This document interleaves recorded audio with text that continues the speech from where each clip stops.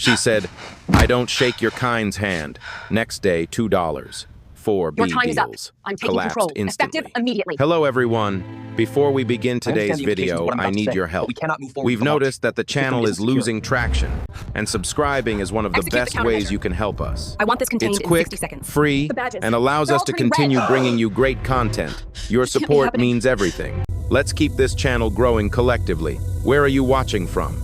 Drop your city or country in the comments below. Thank you very much. Now, let's get back to the story. Her voice split the room in half. Sharp, cold, loud enough for the entire boardroom to hear. "I don't shake your kind's hand." The words landed like a slap made of glass, silent for a split second, then shattering across the polished oak table, bouncing off the mirrored walls, cutting through the sterile corporate air that smelled of citrus polish and expensive confidence. And just like that, the room froze. 20 executives, 12 shareholders, 3 assistants, and one man, the black CEO, whose hand was still suspended mid-air, caught between professionalism and an insult so naked it burned the oxygen around him. Her name was Victoria Hale, senior partner at Brentwood and Lyon Capital, a woman known for her precision, her posture, her pearls, someone who built her reputation on being unshakable. But this time she shook just a little because she hadn't expected the room to fall silent like this. She expected laughs, or nods, or at least someone to echo the smugness in her smirk. Instead, she got 30 seconds of suffocating stillness. Across the table sat Christopher Ward, black CEO, quiet investor, the man who almost never raised his voice, never flexed his power, never entered a room needing to announce himself.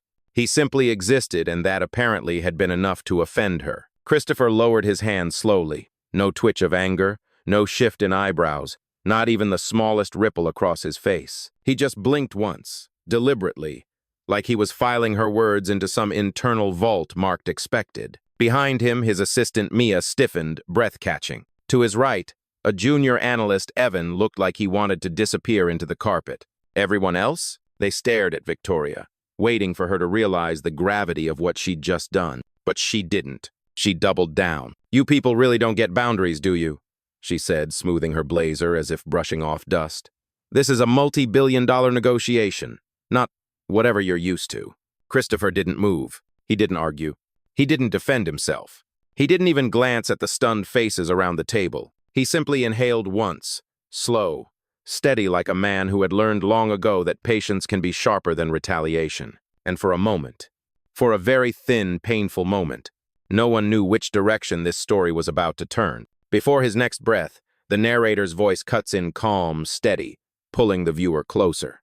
"Before we continue, where are you watching from? Drop your city or country in the comments below. And if you believe in dignity and justice, hit like and subscribe.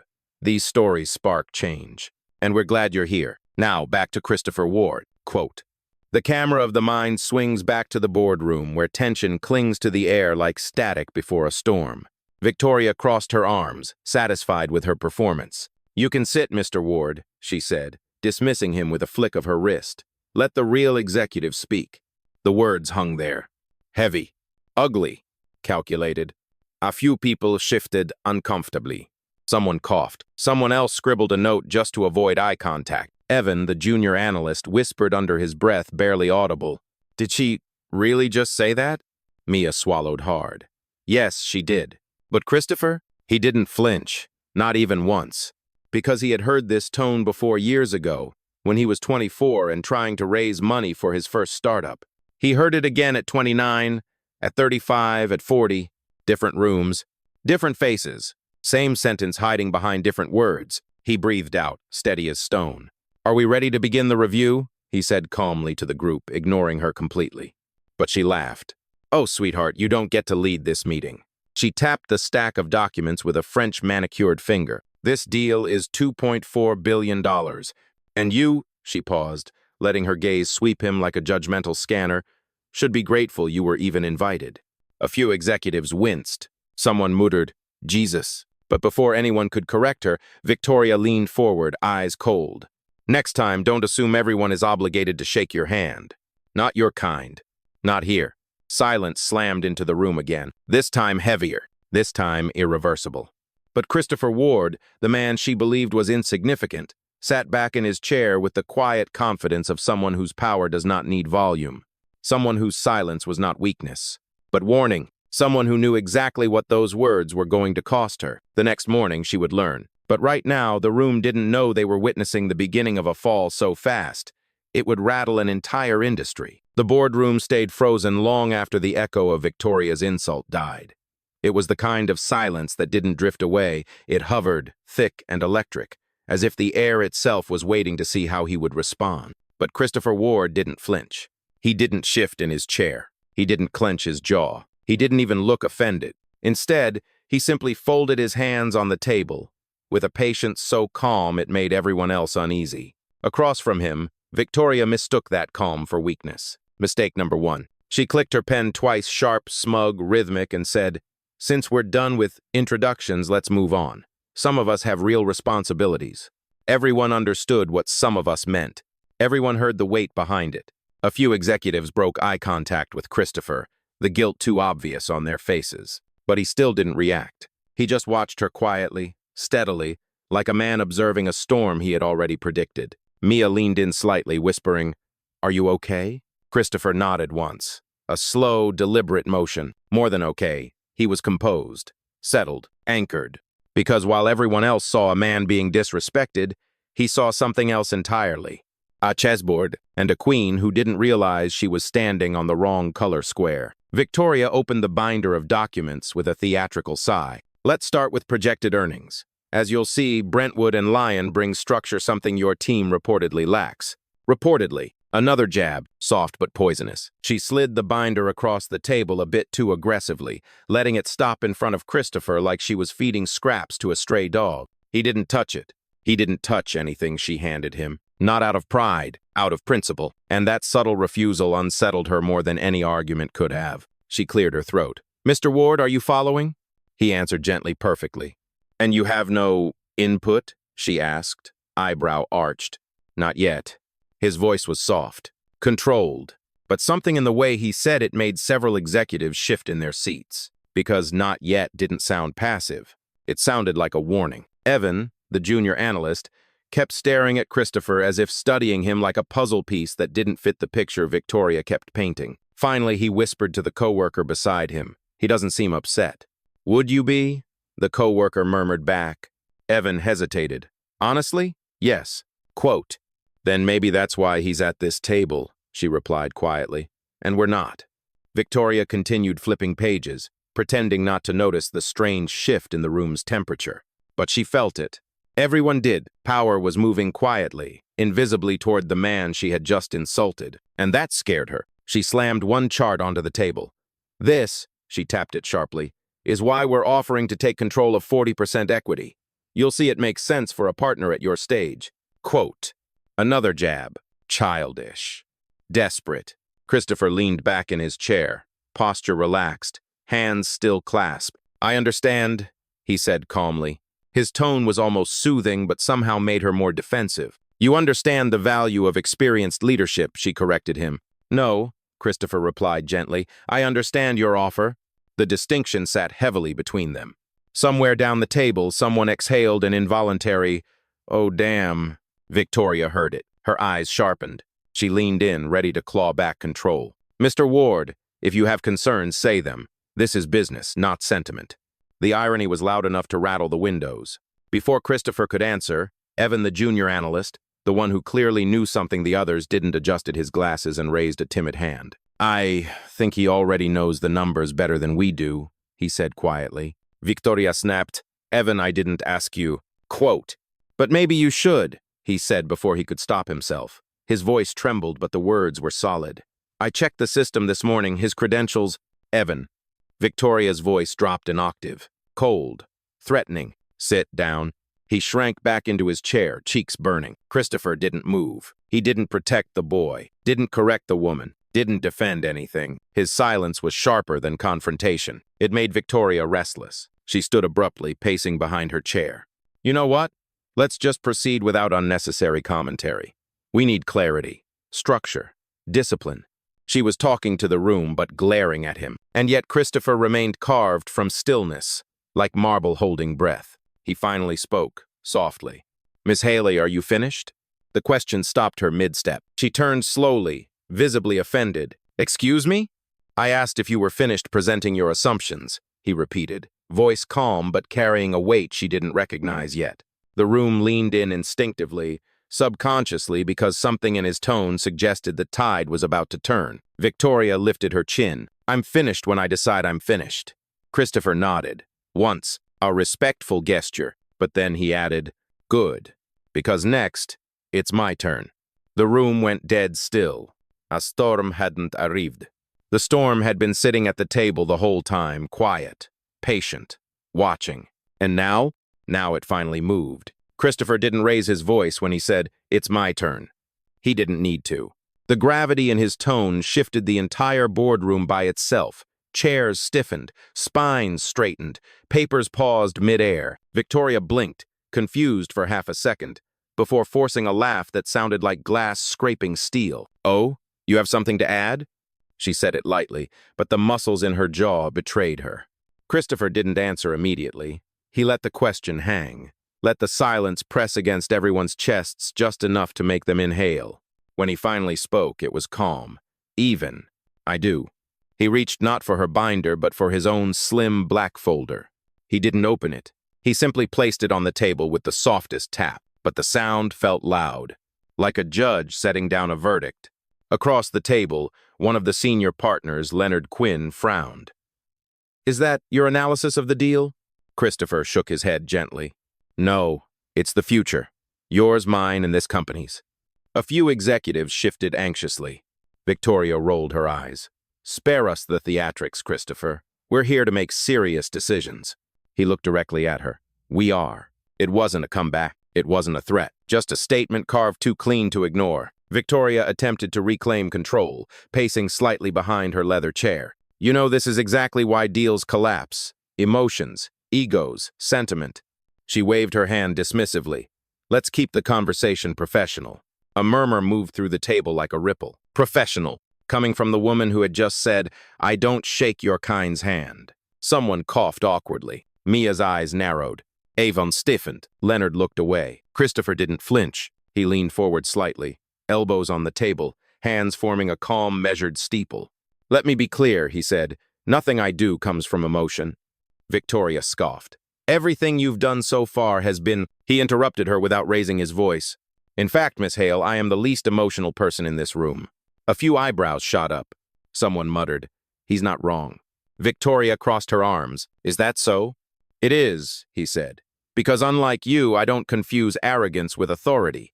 The room exhaled. Not loudly quiet, sharp, involuntary. A verbal knife, delivered with the elegance of a surgeon. Victoria's nostrils flared. Watch your tone. Christopher almost smiled. Almost. This is my tone. Psalm, controlled, unapologetic. And this is my patience. Now the room leaned forward. He tapped the black folder once. This, he continued softly, is what happens when my patience runs out. Victoria's confidence faltered for the first time. Mr. Ward, she said, trying to steady her voice, you're implying something without actually stating it. I'm doing neither, he replied. I'm preparing you. For what?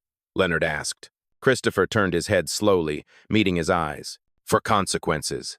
You could have heard a heartbeat drop on the table. Victoria barked a laugh, too sharp, too high. Consequences? Are you threatening the people who invited you to this table? Christopher blinked. I wasn't invited. Everyone froze. Evan's head snapped up. Exactly, he whispered under his breath. Victoria frowned. What's that supposed to mean? Christopher exhaled softly, almost regretfully. It means I don't sit at tables where I'm not needed. He paused. And I certainly don't sit at tables owned by others. Owned? Victoria repeated, brow tightening. Christopher nodded once. Yes. The temperature in the room dropped by degrees. Mia swallowed. Evan stared. Leonard's fingers twitched against his pen. Half the room remembered suddenly that they didn't know who Christopher Ward truly was, and the other half realized they should have asked earlier. Victoria tried to remain unfazed. You're being cryptic, and frankly wasting time. No, Christopher said quietly. I'm watching you waste opportunity. Her smirk faltered. He continued, voice low and steady, like a current moving beneath ice. You insulted me before you knew me. Tap on the black folder. You dismissed me before you understood me. Another tap. And you talked over me before you asked who controls the leverage here. Leverage? Victoria shot back. Our firm has been leading this deal from day one. Christopher nodded. Yes, but you never checked whose name sits behind the capital fueling it. Victoria stiffened. What are you implying? Mia held her breath. Avon stopped blinking. Christopher leaned back in his chair, posture calm as stone. I'm not implying anything, he said softly. I'm simply counting how many assumptions you've made in the last 20 minutes. Silence. Thick. Pressurized. Pulled tight like the seconds before thunder. And then Christopher added, almost gently, don't worry. You'll understand soon. Victoria's voice cracked. Understand what? He lifted the black folder, turned it once between his fingers and set it down again. That when I speak next, he said, eyes never leaving hers, your entire deal will shift. A chill rolled through the room. Because no one could tell if he meant collapse or something worse. The silence after Christopher's final sentence lingered like a low, vibrating hum felt more than heard. No one dared move. No one dared speak. Even the air conditioning seemed to dim itself. Victoria stared at him, eyes sharp, posture stiff, trying to figure out whether the man across from her was bluffing or whether she had just walked into a trap without realizing it. She opened her mouth to answer, but someone else beat her to it. A voice from the far end of the table, small but steady. Miss Hale, I think he's telling the truth. All heads snapped toward the speaker. It was Evan, the junior analyst, the kid who'd been shrinking in his chair for the past 40 minutes. The one Victoria had dismissed twice already. Now he sat upright, fingers curled tightly around the edge of his laptop, face pale but determined like someone who finally decided silence was more dangerous than honesty. Victoria whipped toward him. What did you say? Evan swallowed hard. I said, I think he's telling the truth. Her eyes narrowed. On what basis would you think that? He hesitated. His throat bobbed. Because, he exhaled sharply as if releasing days' worth of fear. Because I saw his name in the system. The air shifted. Leonard leaned in, brows furrowed. What system? The internal capital ledger, Evan said, voice steadier now that he'd committed. The back-end file we're not supposed to touch without clearance. Victoria's eyes widened. You accessed? I didn't hack anything, Evan blurted. It wasn't locked. It auto-populated with the deal summary this morning. And his name Christopher Ward wasn't listed as a partner. Victoria scoffed. Exactly. Evan shook his head. It wasn't listed as a partner. He took a breath. It was listed under principal owner. Dead silence. Someone dropped a pen. Someone else whispered, Oh God. But Evan kept going, as if finally unburdening himself. He wasn't just included in the transaction notes. He authored the original funding structure, the seed capital, the controlling clauses, all of it. Quote, Victoria's face drained of color. That's impossible. No, Evan said quietly. It's not. He glanced at Christopher almost apologetically. He outranks everyone in this room. The revelation cracked through the boardroom like lightning. Leonard stood straighter. Mia covered her mouth. Two senior partners exchanged looks drenched in panic, but the only person not surprised was Christopher himself. He hadn't moved an inch. He simply watched Evan with the calm of someone witnessing a slow truth unfold exactly the way he predicted. Victoria, however, refused to accept it. This is nonsense, she snapped. Evan, you misunderstood the file. He didn't. He met her eyes, nervous but firm. I double-checked the digital signature, the encrypted stamp, the timestamp. It all lines up with the acquisition logs from 18 months ago. Victoria blinked. Acquisition? Christopher spoke for the first time since Evan began. Yes. Victoria turned toward him sharply. Are you claiming you acquired part of this firm? Christopher tilted his head slightly. Not part of it. She stared at him, trying to process the implication. But Christopher didn't elaborate. Not yet. Instead, he turned back to Evan. You didn't have to speak up. Evan's face flushed. I know, but I couldn't keep watching them talk to you like that. Not when I knew they were wrong. A few people murmured in agreement, soft, almost guilty. Victoria slammed her palm on the table. Enough. You, she pointed at Evan, are out of line. And you, Christopher said quietly, are out of time. Her mouth snapped shut, because his words didn't sound like a threat.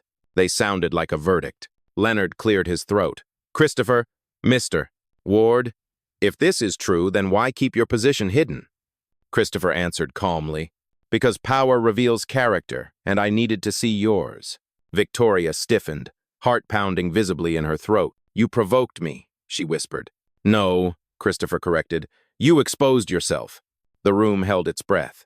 Evan looked around, voice trembling but unable to stay silent anymore. You all heard her. She said it. She said, I don't shake your kind's hand. She humiliated him in front of all of us. Leonard winced. Evan. No, Evan said louder. Someone needs to say it. Victoria shot to her feet. Sit down. But this time the room didn't back her. A few people didn't look away from Christopher. A few didn't look away from her. And for the first time, the imbalance of power in the room reversed itself quietly, naturally, inevitably. Christopher leaned back in his chair, exhaling slowly. He didn't smile. He didn't glow it. He didn't look triumphant. He looked resolved. He turned toward Victoria. You demanded clarity, so here it is. His voice lowered, colder now. I know exactly what I am at this table. Victoria's fingers curled around the back of her chair, knuckles white. And what's that supposed to mean? Christopher's eyes were steady, unblinking. It means, he said, that I'm the last person you should have insulted. A chill swept across the room, not loud, not dramatic, just inevitable. For a moment, the room was still, not the kind of stillness that settles, the kind that tightens, like a stage light narrowing to a sharp white circle around two people, Christopher and Victoria, while everyone else faded into dim silhouettes holding their breath. Victoria's pulse flickered in the corner of her neck, visible even from across the table. She wasn't backing down, not yet, not while pride still drowned out sense. You think you can intimidate me, she said, voice thinning with strain. But you won't. I've dealt with men like you before. Christopher didn't blink. Men like me, he repeated softly. What exactly does that mean? She hesitated a fraction of a second, but a fraction was enough. Silencema de hesitación visible. It means, she said, forcing composure back into her voice, you weren't built for negotiations of this scale. You people, she caught herself. Too late. Gasps scattered around the table like small explosions. Mia stiffened. Leonard shut his eyes in disbelief. Evan whispered, oh my God. But Christopher didn't move. He just sat there, posture calm, hands steady, eyes steady. And this terrifying stillness pushed Victoria further into her own spiral. She tried to justify it. You're not at this level, she insisted. Not culturally, not professionally, not strategically. Billion-dollar rooms require a certain pedigree. Her voice sharpened. And frankly, you don't have it. Something in the air snapped silent, invisible, but felt by every person in the room. And Christopher? Still motionless, still quiet, still anchored like the eye of a storm watching the winds tear themselves apart. But inside that stillness, something burned.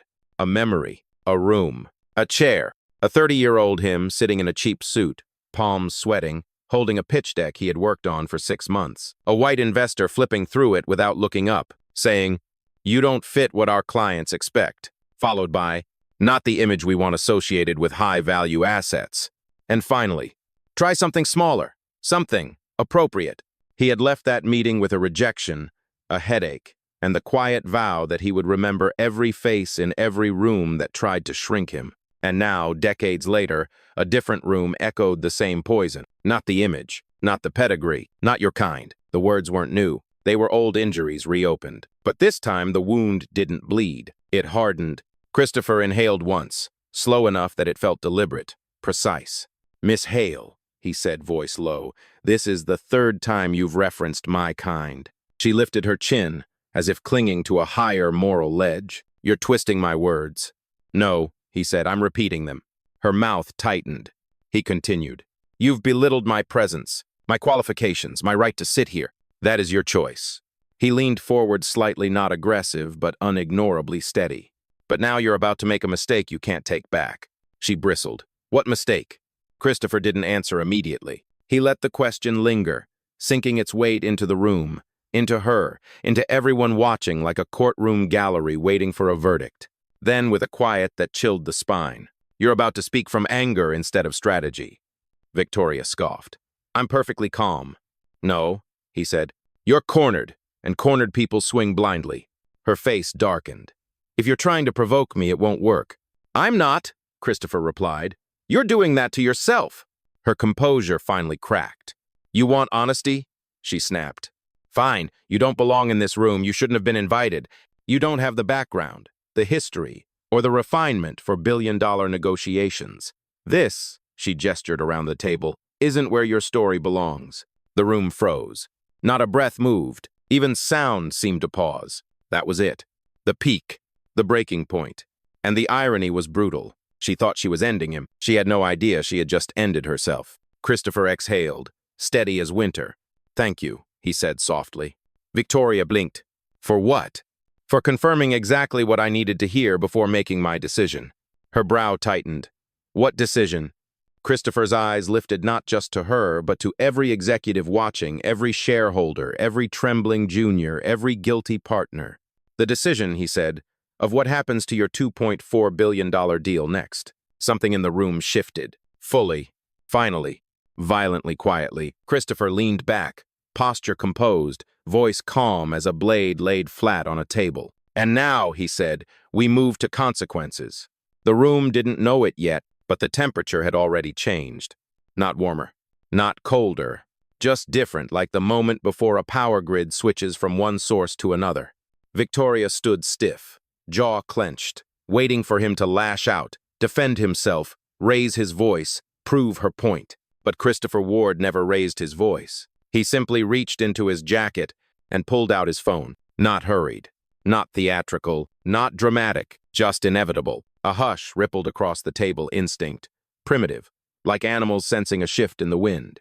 Victoria frowned. What are you doing? Christopher didn't look at her. He pressed one button, just one. The call rang once, twice. Then a voice answered crisp, focused, immediate. This is Nia, standing by. A few people at the table stiffened at the tone. It wasn't the tone of an assistant. It was the tone of someone who handled sensitive operations at high stakes. Victoria tried to laugh, but it wobbled. You're calling your assistant? In the middle of... Christopher cut her off with 3 quiet words. Begin Sigma protocol. And the whole room went silent. Dead silent. Nia's voice sharpened across the speaker. Confirmed. Executing Sigma protocol. Do you authorize a full pullback, sir? Sir. The word hit the table like a dropped coin. Victoria blinked hard. Pullback? Pullback what? Christopher finally looked at her. My involvement. She scoffed. You weren't significantly involved in this deal to begin with. But several executives exchanged nervous glances. Wrong. She just told the wrong lie at the wrong time. Nia continued. Initiating withdrawal chain. Shutting down all capital channels connected to Brentwood and Lion. Freezing pending transactions. Flagging the 2-4B segment for immediate review. Several heads snapped toward Christopher in pure shock. Victoria paled. You can't do that. Christopher's voice remained calm. I just did. Leonard shot up from his chair. Christopher, wait, this level of protocol, this triggers investor alerts. Acquisition flags, this could... It will, Christopher said. Clean. Sharp. Final. Victoria's hands trembled on the back of her chair. This is insane. You're sabotaging negotiations over one misunderstanding. Misunderstanding, Christopher repeated. He didn't smile, but the room felt the weight of that word echo in places she couldn't reach. Nia's voice returned. Sir, confirmation. Should we notify the oversight board of the withdrawal? Victoria's head jerked to him. Notify who? For what purpose? Christopher didn't even look in her direction when he answered, Yes, Nia, notify them. Victoria slammed her palm down. Someone explain this? What oversight board? Why would he have access to... Leonard, the senior partner with 30 years in the game, finally spoke. His voice was barely above a whisper. Because only a funding controller can initiate Sigma. The words hit the room like an earthquake. Victoria blinked. Funding? What? Leonard swallowed. Funding controller, as in the primary source of the capital. She stared at him, confused, then horrified. You mean he? No, that's impossible, quote. But Christopher only watched her unravel, quietly, patiently, exactly as he had predicted. Nia's voice chimed in again. All channels pulled, capital redirection complete, awaiting final command. Victoria's voice cracked. Final command? Final command for what? Christopher finally spoke directly to her. For the collapse. The room didn't breathe.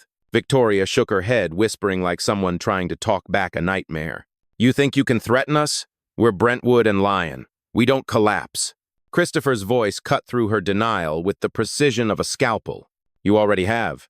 Then, and only then, he stood, slowly, controlled, as if rising on the axis of the entire room. The shift in posture alone rearranged the floor beneath everyone's feet. He kept the phone in hand. Nia. Quote. Yes, sir? Log the formal record. Time, stamp it. Note the triggering event. Understood. What's the cause? Her question was procedural, mechanical, but it carried the weight of a legal ledger sealing shut. Christopher looked directly at Victoria and said the words that would echo through her career for the rest of her life. Discriminatory conduct by lead partner. Immediate breach of integrity. Victoria's knees nearly buckled. No, you chant those filings go straight to... Yes, Christopher said. To everyone who matters. The table erupted with whispers. Panic. Dread. Deals don't survive integrity breaches. Not at this scale. Not at this level. Not when the man filing the breach is the one holding the capital. Nia's voice returned. Sigma protocol complete. Withdrawal locked. The 2-4B segment has entered collapse. Victoria's breath snagged. Collapse? The deal is collapsing? You're collapsing my deal. Quote. Christopher met her eyes. Not your deal, he corrected softly. My deal. And the boardroom realized something. He wasn't punishing her. He was simply taking back what already belonged to him. For a moment, no one moved.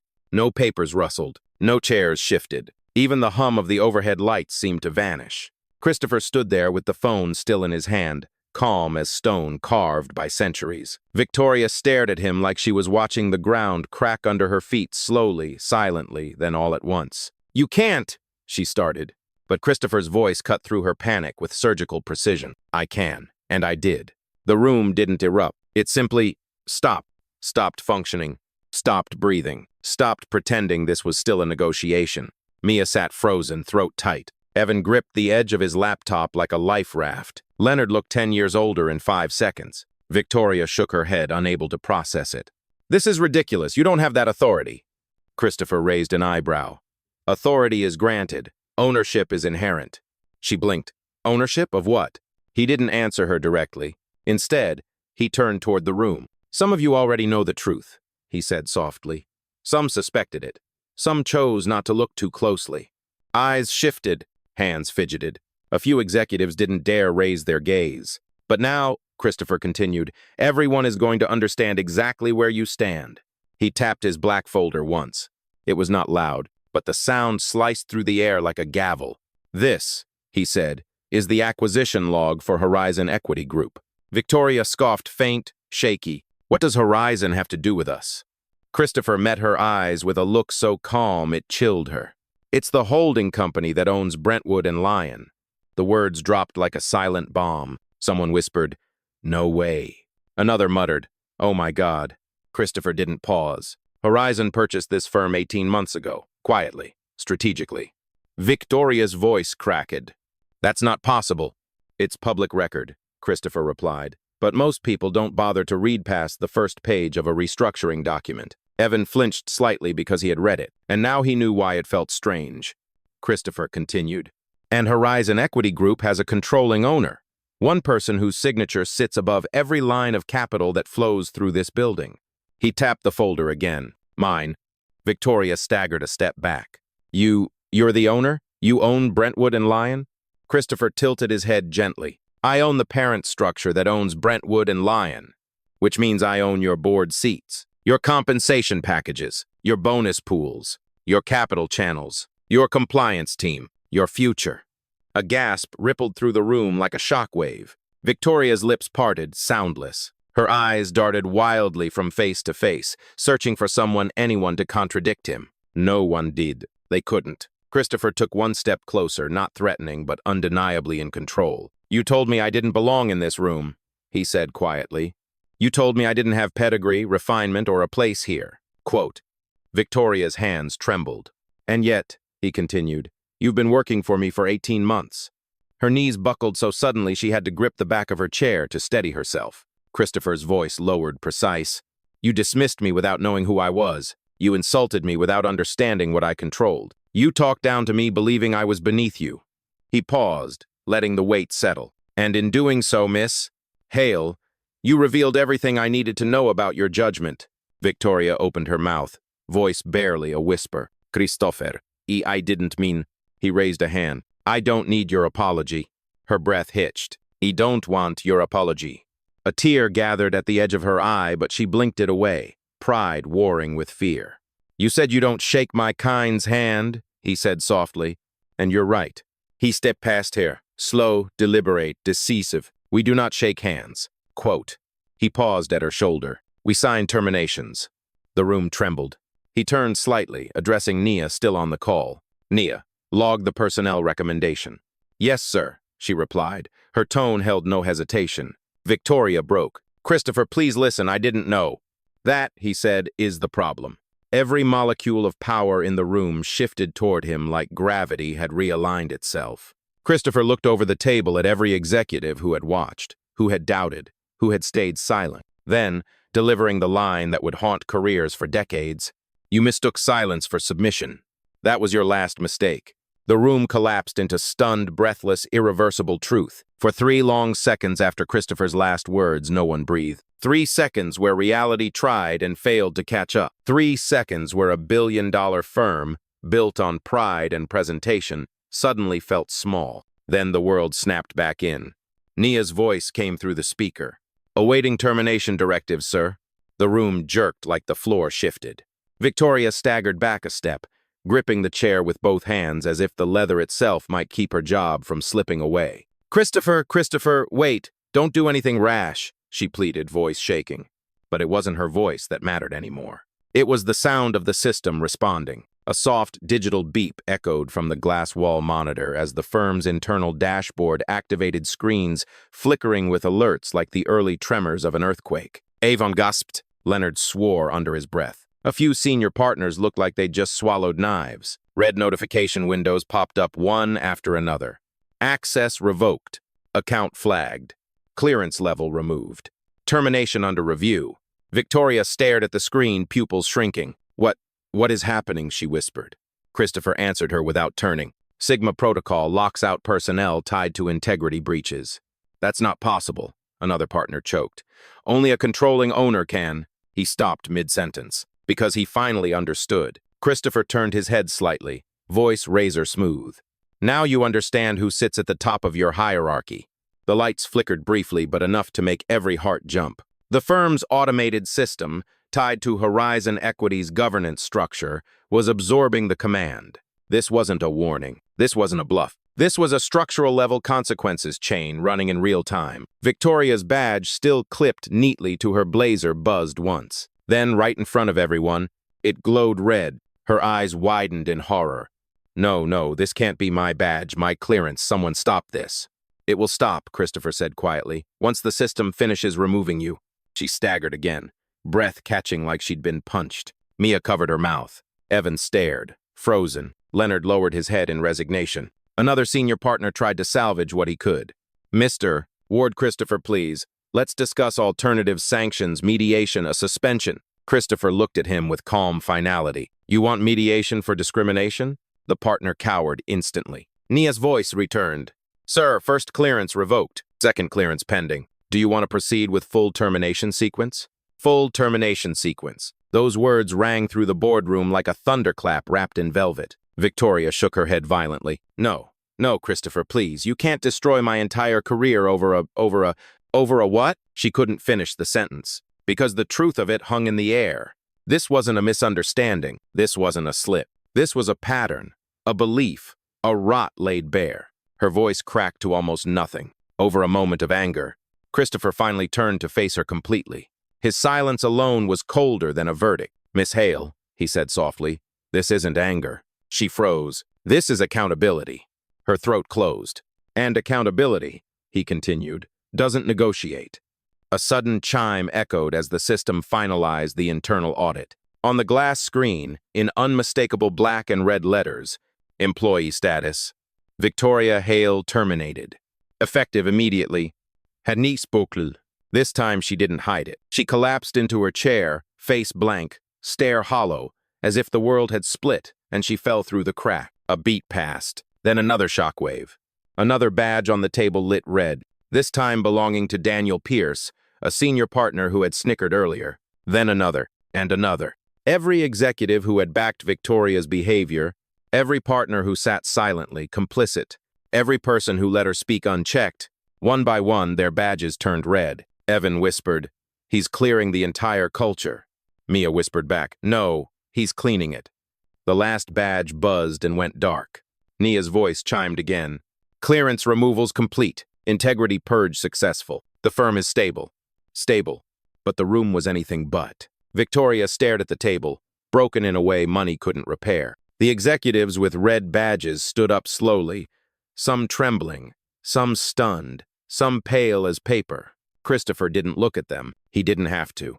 He simply returned his gaze to the silent half of the room, the ones who had kept their dignity, who had stayed neutral or uneasy, who had known something was wrong. "You," he said, voice low but carrying, "are the ones who will rebuild what they broke." "Even blinka at him stunt." Mia exhaled shakily. Leonard looked relieved for the first time in minutes. Christopher closed his folder not with anger but with finality. "Now," he said, "the room is clean." Quay. The boardroom felt different now. Not chaotic, not loud. Just, true as if every lie, every ego, every false posture had been scraped out of the air and thrown onto the floor. Those with red badges stood clustered near the door, each of them stripped of the power they once carried like armor. Those who remained seated watched Christopher with a rare mixture of gratitude and awe. Christopher closed the black folder and set it aside, not harshly, not dramatically, just with the weight of finality. Victoria sat motionless, her eyes unfocused, her career dissolving quietly around her like ink in water.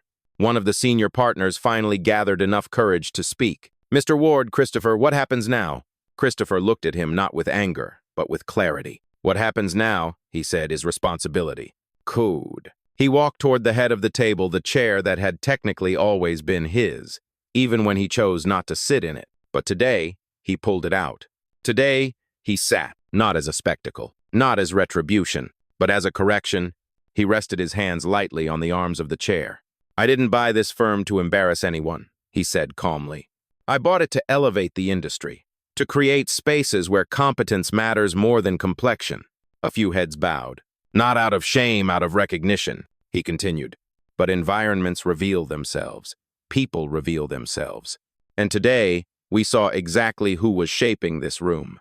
He let those words breathe. Across from him, Victoria swallowed hard, trying to speak, but her voice came out as a cracked whisper. I can fix this." Christopher shook his head, once gentle, but unarguably final. "You were given the room," he said, "and you poisoned it." She closed her eyes. He didn't stand or lean forward or raise his voice. He didn't need to. "When I created Horizon," he continued, "I swore I would never allow the next generation to walk into walls I had to climb through." Evan's eyes glistened. Mia wiped a silent tear away. "And today, I kept that promise." He turned toward the remaining employees. "You're still here because you chose dignity when others chose arrogance. You're still here because you questioned the tone, even if you didn't speak it aloud. You're still here because your presence doesn't depend on someone else being beneath you." A quiet exhale moved through the room. Christopher stood again, slow, deliberate. He turned toward the screen, still glowing with red badges, now grouped under a single line.